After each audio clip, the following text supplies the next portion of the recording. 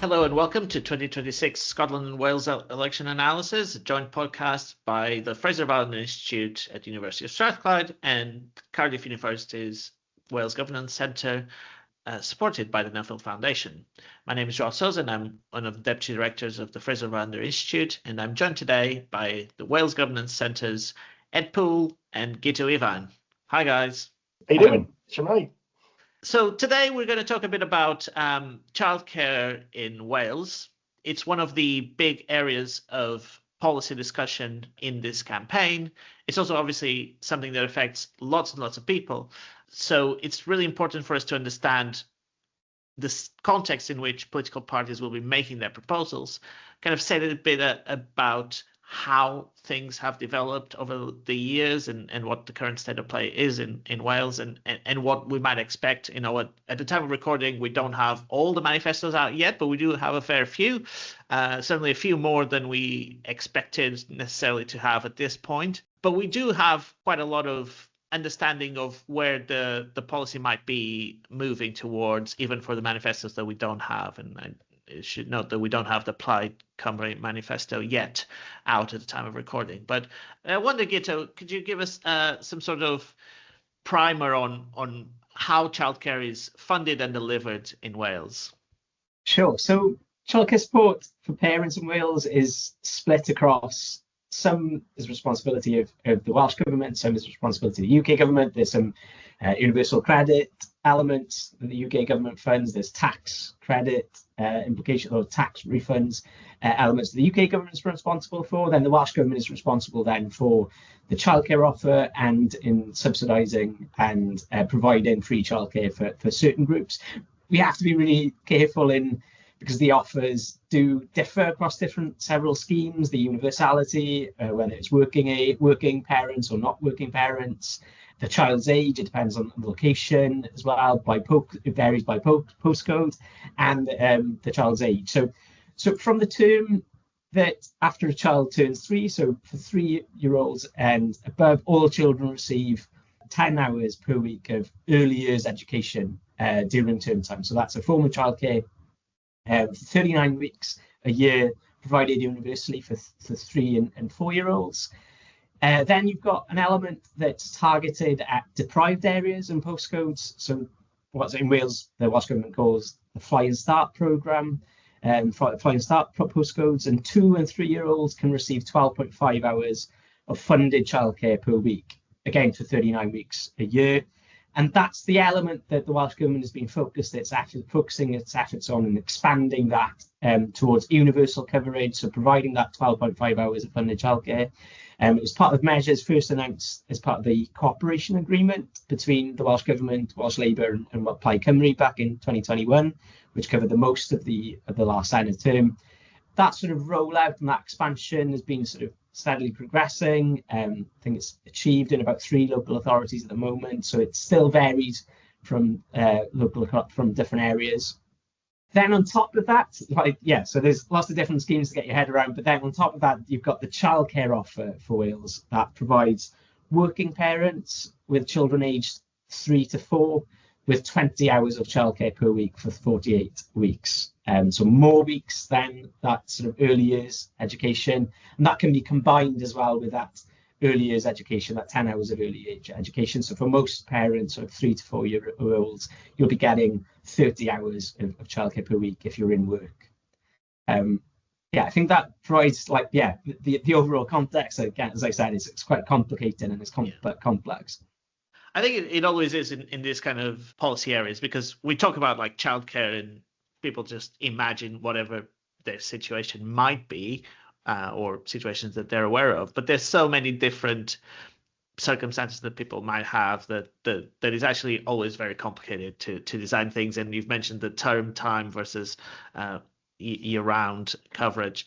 But I think just to take it a step back, Ed, just why does this matter? Why does the government provide a childcare offer like this? Is it something to do with the labour market? Is it something to do with deprivation?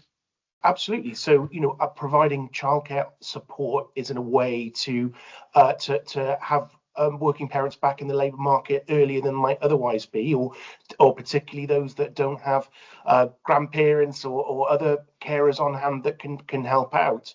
So it's very important, particularly actually all across Wales and across other parts of the UK and beyond as well, particularly in deprived areas. Most child poverty is amongst working age families. This is a way to support working families to go back to work and to try and improve their level of household income and that they have for their family. So this is a very, very important area of spending that isn't actually just focused on families with children. It's focused on the broader economy as well, and as a way to maximise access to the labour market by those who might want to do that. And I think a few years ago, obviously it was the UK government, it wasn't the Welsh government, but there was a big focus in England in expanding childcare as kind of a labour market enhancing reform. That was very much the aim of trying to get people back into the labour market.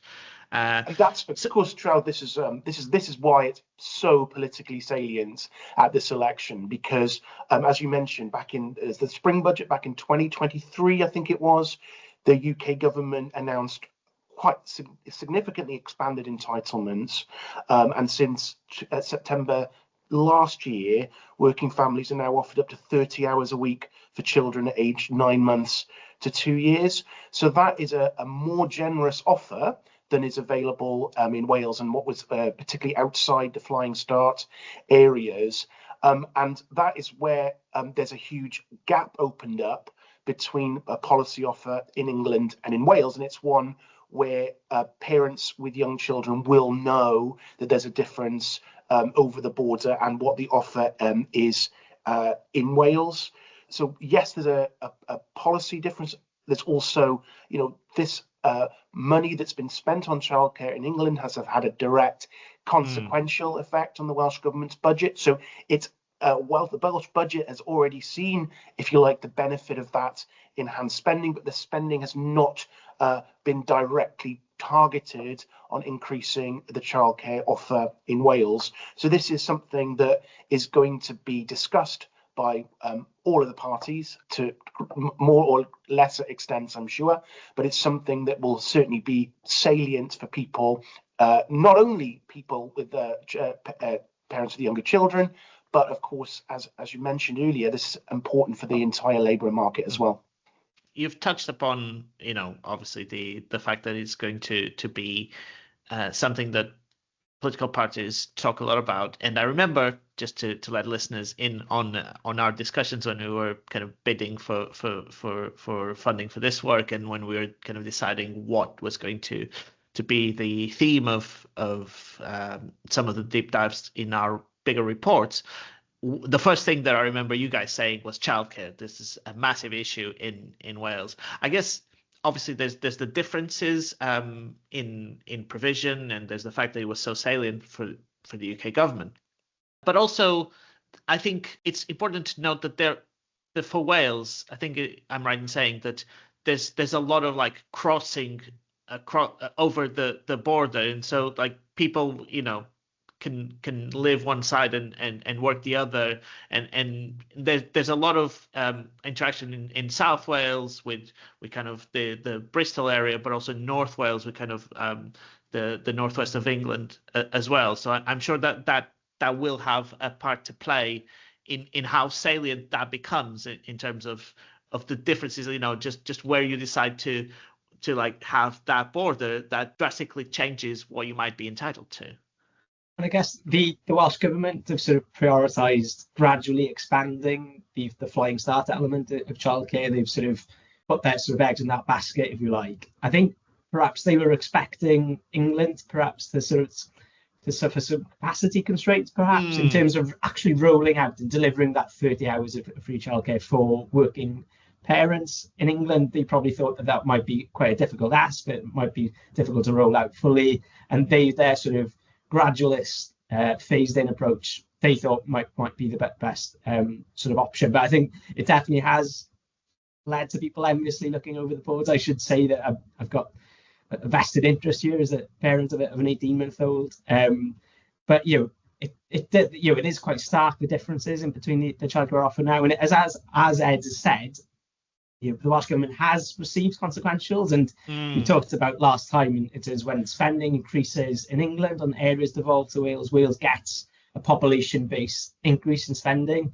Now, we can't actually track that directly, but it's, I think we think that it could be about £330 million more by 2028-29 as a result of that expansion of entitlements.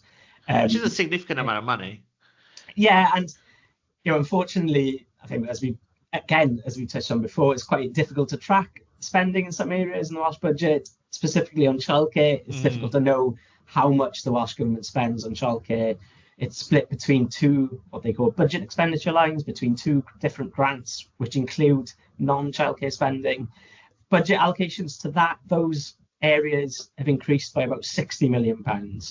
So some distance below the additional spending that's coming from the expansion in childcare spending in England.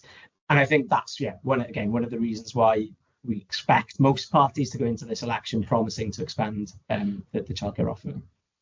We should note that this is something that we've raised before as well, that there is no obligation for the Welsh Government to spend the money in the areas that generate those partner consequentials.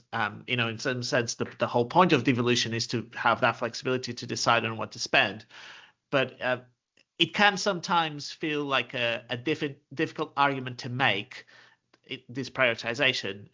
So that's something that, it'd be good to have some more clarity on this. And that's something that I think all of us can agree on. But just touching back on what the parties are saying, what are the main headline proposals that we have seen already? I suppose we could start with the incumbent party in government, Labour. Again, it's sort of more gradualist than some of the parties. It's expanding and phasing in entitlements, essentially continuing with that expansion of the Flying Start, that 12.5 hours per week of childcare for 39 weeks of the year, and expanding that to all areas, so not just the Flying Start areas, but also to even younger age groups. So that's for 2 years, and children 2 years, age 2 years and above. This would go down to 9 months or older. We're hearing from costings that's been provided to the Institute for Fiscal Studies that's going to cost about £100 million a year of additional spending by 2029-30. Now, the parties that have gone furthest on this is Plaid Cymru and the Green Party. Both of those propose sort of 20 hours a week of free childcare for all children, aged 9 months to 4 years old, for 48 weeks a year. So more weeks than's been provided in England, and for non-working parents as well. So going substantially above what's currently being offered in Wales, and actually going further than in England as well. I think the Greens are also proposing some sort of sliding scale for additional hours of funded childcare, and beyond that 20 hours.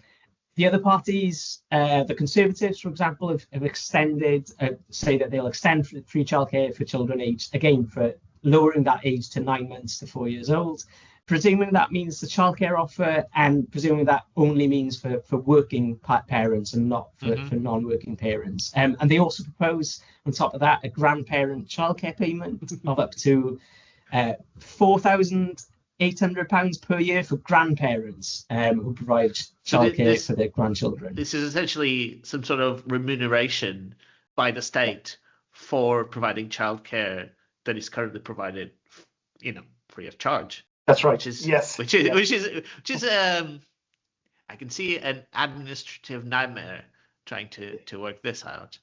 Yeah, it's not entirely clear how that would work, who the nominated grandparent would be, etc., and how you'd police it, and of course how much it would cost. How many, what the uptake of this would be as well. I should mention that the Reform UK manifesto, which was published, one of the first published last month, that had no specified pledges on childcare at all. So with all these, that there's kind of a different scales of who might benefit from this, and I think one of the things that is striking is how there's different approaches to kind of like targeting versus universalism, and obviously the more you you provide to everyone, the more it costs, but then it means you do avoid some of the cliff edges. So I wonder if you could kind of talk us and our listeners through kind of what the trade-offs are there and how big they are.